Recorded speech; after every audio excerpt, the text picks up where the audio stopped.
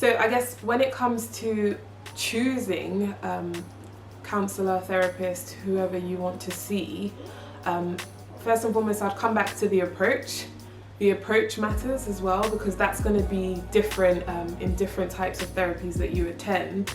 So whether you want a person-centered approach, whether you want it to be sort of quite structured in the CBT format, whether you want it to be around sort of acceptance and commitment therapy. So there's different approaches, so I think that's a big factor. So it can help you to just identify that, then you can narrow down into the other aspects of the characteristics of the type of therapist that you might want. And then I guess ultimately, in that kind of environment, you want to feel like you're in a safe place, because it's about you, it's about the changes that you want for your life, and you know, maybe discussing deep-seated issues or experiences that you've had that are quite traumatic. So you want that environment to be quite a safe place, and I guess in order for that environment to be a safe place, you need to feel comfortable with that therapist.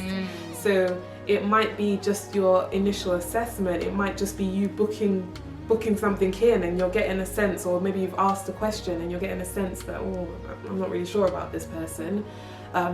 It would be worth just considering whether you're going to feel comfortable sitting with them for up to an hour, or you know, for however many weeks that you might go into therapy. So it might be worth just thinking, do I feel comfortable with this person? I feel safe.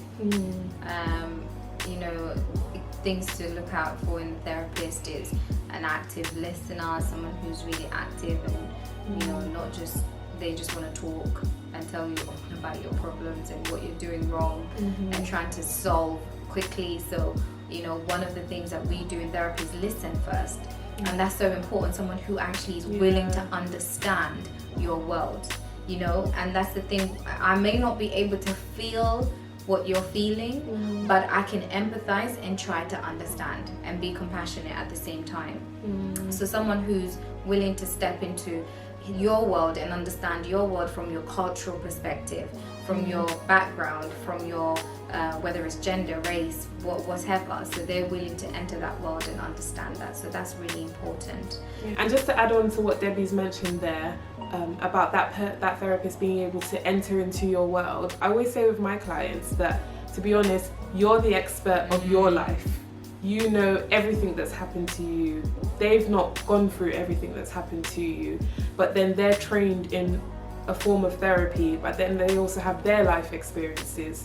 So ultimately, in order to make impact on your life, they need to work together with you. So it has to be collaborative. It can't just be one-sided where just the therapist is saying, no, yeah, you definitely need to do this to fix that and to fix this. There has to be that element of collaborating with your therapist. So you need to feel able to do that with them. Yeah, absolutely. So important. I think, so the next thing I was going to say is confidentiality, that they are basically able to keep your stuff confidential. You don't want to be all of a sudden going on social media and you have your therapist on social media saying, hi, so this is the person that I saw and they were doing A, B, C, D. So basically, you want someone who's adhering to the ethics of their practice and their qualification. And also I think that the other thing that's so important is appropriate boundaries. It's a professional relationship, and sometimes that can be so blurred, especially in private therapy.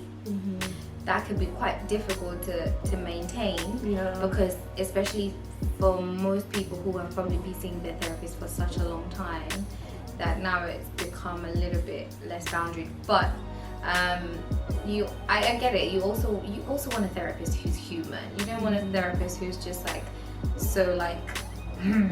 it's all about let's find out, and you can't maybe have like certain laughs or so you want someone who's human at the same time, but appropriate boundaries. They're not throwing passes at you in therapy thinking, oh, let's go out for a drink and do this and do that.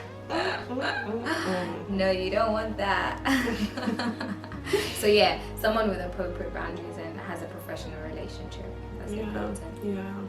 The other thing that's so important is having someone who challenges you, but challenges you in a compassionate way, in a healthy way. because you don't also want someone who's just literally just a yes person, like yes. They're just colluding with you. Yes, and they're not really picking, because as therapists, we're trained, like Susie said, that you are the expert of your life. We are not the expert of your life. The only thing that we are trained to do is recognize, behaviors or recognize thought patterns that might be literally keeping you in a cycle of that problem, in a maintenance cycle. So yeah, you want someone who can be able to pick those things out and gently, in a healthy way, also encourage you to maybe make some changes. So that's important too. And I guess this comes up, I mean, some people don't necessarily mention it, but I think Debbie's briefly touched on it. Sometimes you feel comfortable with someone who's of your race. It doesn't necessarily need to be someone who is the same sort of exact ethnic match to you. But I have come across lots of clients in my experience that have felt comfortable to see someone that is black. If we talk about the black and ethnic minority communities, they find it that person can understand them a bit better, and that's okay. That's okay to seek someone that is like you or looks like you. Of course, within the sort of NHS field, sometimes it can be difficult to ask for that specifically. I think you can ask, but it's very It's hard. not always guaranteed. It's not guaranteed because of the demand for the service, so they can't really guarantee that you will get specifically. So I know that sometimes people may require a black therapist, or some people might say I want a female or male, or sometimes it could be, can I have someone from LGBTQ community? So it's basically, you can request, but I think that they would prioritize more if you say you want a male or female, because that could be really, really sensitive. But it's still worth asking. But I think that even, because I've had people request for a black therapist and literally they've come to me. So I think even that could be quite sensitive. So I think if you want a black therapist, you could ask for that. But also don't be so closed off to seeing someone of another race, because again, it's about someone who's willing to leave their world and enter your world and understand your world. So and some therapists, even though they're not from the same background, they're very good at doing that at the same time and trying to understand you. So I guess it's a grey area. It's not really black and white. So yeah, definitely black and white. It's not as black and white. I think I wanted to say something else, but I think it's gone up. I've got one last thing, but then in terms of some of the things that we have mentioned, in terms of characteristics to look out for, if you have noticed, some of the things you won't be able to find out before you see them. So some of the things, it might be that you've started therapy, it might be the second, the third, session when you realize, I'm not sure about this, I'm not sure I'm comfortable to express myself in this environment.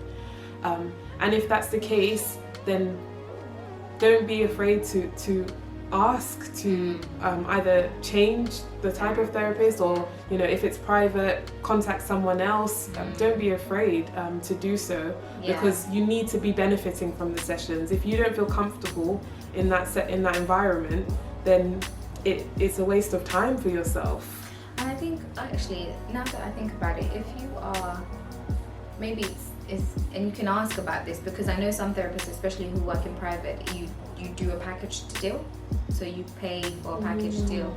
So you need to check in with that as well. Is if I'm not, if this is not the right therapy for me, what are the options for me? So you don't end up losing your money at the same time.